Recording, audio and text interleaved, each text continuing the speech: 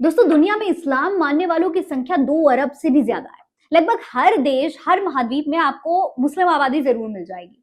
लेकिन क्या आप जानते हैं कि दुनिया में एक ऐसा देश भी है जहां आधिकारिक रिकॉर्ड में आपको एक भी मुस्लिम नागरिक नहीं मिलेगा, मतलब एक भी मुसलमान इस देश में नहीं रहता है।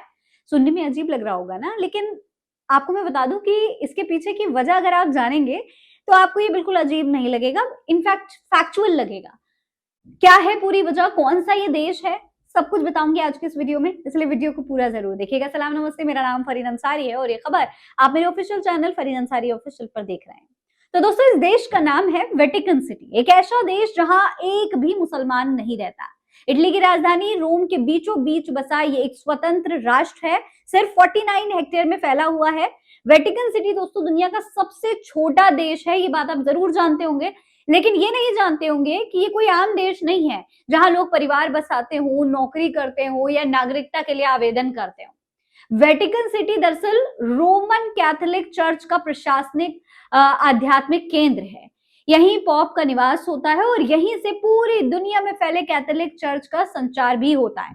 दोस्तों मैं आपको बता दूं कि यहाँ की जो कुल आबादी है वो सिर्फ 800 लोगों की है और इसमें पॉप, कार्डिनल, बिशप और चर्च से जुड़े हुए अधिकारी और सुरक्षा में तैनात सिविल गार्ड ही शामिल हैं। यानी साफ शब्दों में कहें तो ये देश आम नागरिक जीवन के लिए बना ही नहीं है, एक भी आम नागरिक यहाँ रहता ही नहीं है। अब सबसे बड़ा सवाल यह है कि यहाँ मुस्लिम नागरिक क्यों नहीं रहते? क्या ये धार्मिक भेदभाव है? क्या यहाँ किसी दूसरे धर्म के लोगों का आना मना है?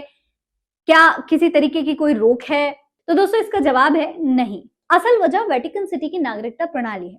जैसे कि दुनिया के ज्यादातर देशों में जन्म लेने से या फिर लंबे समय तक रहने से वहां की आपको नागरिकता मिल जाती है, वेटिकन सिटी में ऐसा नहीं होता। अब आप पूछेंगे कि नागरिकता मिलती कैसे है, तो मैं आपको बता दूं कि वेटिकन सिटी में नागरिकता केवल उन्हीं लोगों को दी जाती है जो कैथोलिक चर्च या वेटिकन प्रशासन में काम करते हो।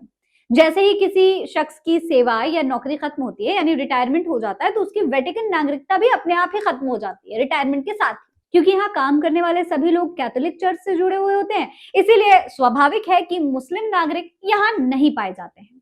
दोस्तों ये किसी तरीके का कोई धार्मिक भेदभाव नहीं है, बल्कि पूरी तरीके से प्रशासनिक और कार्य आधारित व्यवस्था है, यानी कि काम करने का तरीका है। हालांकि ये भी सिर्फ एक गलतफहमी है दोस्तों कि वेटिकन सिटी मुसलमानों के लिए पूरी तरीके से बंद है, कि यहाँ मुसलमान आ ही नहीं सकते, ऐसा कुछ भी नहीं है। सच्चाई बिल्कुल उलट है। आप जानते हैं कि हर साल लाखों टूरिस्ट वेटिकन सिटी जाते हैं घूमने के लिए। इसमें हजारों मुस्लिम टूरिस्ट भी होते हैं। ये जो टूरिस्ट होते हैं ये Vatican museum, Saint Peter Square और जो तमाम ऐतिहासिक जगहें हैं वहां पर घूमने भी जाते हैं। मुस्लिम देशों के नेता और राजनीतिज्ञ भी पॉप से मुलाकात करने आते हैं। धर्मों के बीच संवाद यानी इंटरफेथ डायलॉग यहाँ नियमित रूप से होते रहते हैं। दोस्तों आकार में ये देश बेहद छोटा है, लेकिन इसके बावजूद वेटिकन सिटी का प्रभाव पूरी दुनिया में है।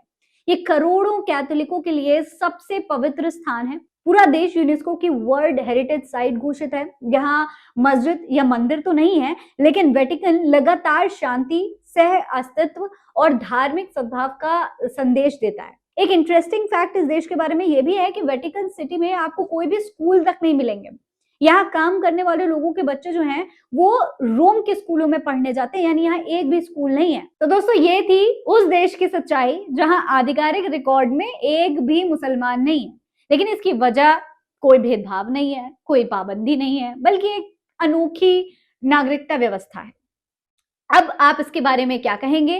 कमेंट बॉक्स में लिखकर हमें जरूर बताइएगा। ऐसे ही और तमाम दिलचस्प खबरें देखने के लिए चैनल को सब्सक्राइब करना ना भूलिएगा। फिलहाल इस खबर में इतना ही। जय हिंद, जय भारत।